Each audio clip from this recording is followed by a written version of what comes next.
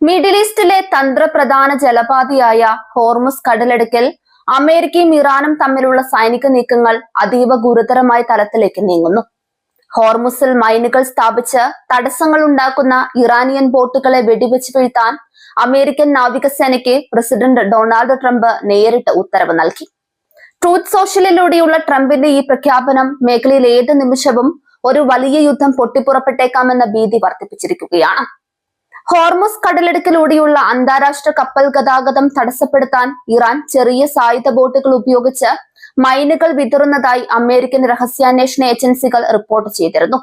ഇതിന് പിന്നാലെയാണ് ട്രംപിന്റെ ശക്തമായ പ്രതികരണം വന്നത്. ഹോർമുസിൽ മൈനുകൾ വിതറുന്ന ഏത് ബോട്ടും അവ എത്ര ചെറുതാണെങ്കിലും വെടിവെച്ച് വീഴ്ത്താൻ നാവികസേനയോട് ഞാൻ ഉത്തരവിട്ടിരിക്കുന്നു. ഒരു മടിയും കാണിക്കേണ്ടതില്ല. നമ്മുടെ മൈൻ സ്വീപ്പറുകൾ നിലവിൽ കടലെടുക്ക് വൃത്തിയാക്കിക്കൊണ്ടിരിക്കുകയാണ്.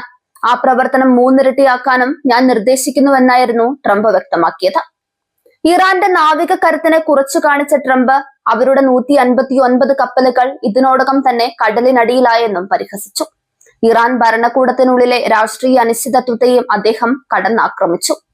സ്വന്തം നേതാവ് ആരാണെന്ന് കണ്ടെത്താൻ പോലും ഇറാൻ ബുദ്ധിമുട്ടുകയാണെന്നും അമേരിക്കയുമായി ഒരു കരാറിലെത്തുന്നതുവരെ ഹോർമുസിന്റെ നിയന്ത്രണം US നാവികസേനയ്ക്കായിരിക്കുമെന്നും അദ്ദേഹം കൂട്ടിച്ചേർത്തു. ഹോർമുസിലെ സംഘർഷങ്ങൾക്കിടയിൽ ലോകത്തിന്റെ മറ്റൊരു ഭാഗത്ത് ഇറാനിയൻ എണ്ണക്കടത്തിനെതിരെ അമേരിക്കൻ നാവികസേന രഹസ്യ ഓപ്പറേഷൻ നടത്തി. ഇന്ത്യൻ മഹാസമുദ്രത്തിലൂടെ സഞ്ചരിക്കുകയായിരുന്ന MD മജസ്റ്റിക് X എന്ന കൂറ്റൻ എണ്ണ കപ്പൽ US സേന പിടിച്ചെടുത്തു. പ്രത്യേക രാജ്യത്തിന്റെ പതാകയോ രേഖകളോ ഇല്ലാതെയാണ് ഈ കപ്പൽ സഞ്ചരിച്ചിരുന്നത്. അന്താരാഷ്ട്ര ഉപരോധം ലംഘിച്ച് ഇറാനിൽ നിന്ന് എണ്ണ കടത്തുന്ന മാഫിയ ശൃംഖലയുടെ ഭാഗമാണ് ഈ കപ്പലെന്ന് പെന്റഗൺ സ്ഥിരീകരിച്ചു. ഈ ആഴ്ചയിൽ പിടിച്ചെടുക്കുന്ന രണ്ടാമത്തെ ഇറാനിയൻ കപ്പലാണിത്. നേരത്തെ MD ടിഫാനി എന്ന കപ്പലും അമേരിക്കൻ സേന കസ്റ്റഡിയിലെടുത്തിരുന്നു. ഇറാനിയൻ തീരങ്ങളിൽ വെച്ച് കപ്പലുകൾ തടയുന്നതിനേക്കാൾ ആഴക്കടലിൽ വെച്ച് ഇത്തരം മിന്നൽ പരിശോധനകൾ നടത്തുന്നതാണ് സുരക്ഷിതമെന്ന് അമേരിക്കൻ പ്രതിരോധ വിദഗ്ധർ ചൂണ്ടിക്കാട്ടുന്നു. അമേരിക്കൻ നടപടികൾക്ക് മറുപടിയായി ഹോർമുസ് കടലിടുക്കിൽ തങ്ങൾ നടത്തിയ കപ്പൽ വേട്ടയുടെ ദൃശ്യങ്ങൾ ഇറാൻ വിപ്ലവ ഗാർഡുകൾ പുറത്തുവിട്ടു. മുഖംമൂടി ധരിച്ച സൈനികർ അതിവേഗ ബോട്ടുകളിലെത്തി കൂറ്റൻ വാണിജ്യ കപ്പലുകളുടെ നിയന്ത്രണം ഏറ്റെടുക്കുന്നത് ദൃശ്യങ്ങളിൽ വ്യക്തമാണ്.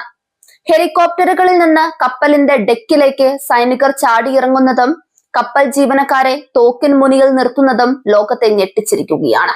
മുന്നറിയിപ്പ് അവഗണിച്ച കപ്പലുകളെയാണ് തങ്ങൾ പിടികൂടിയതെന്നാണ് ഇറാന്റെ വാദം.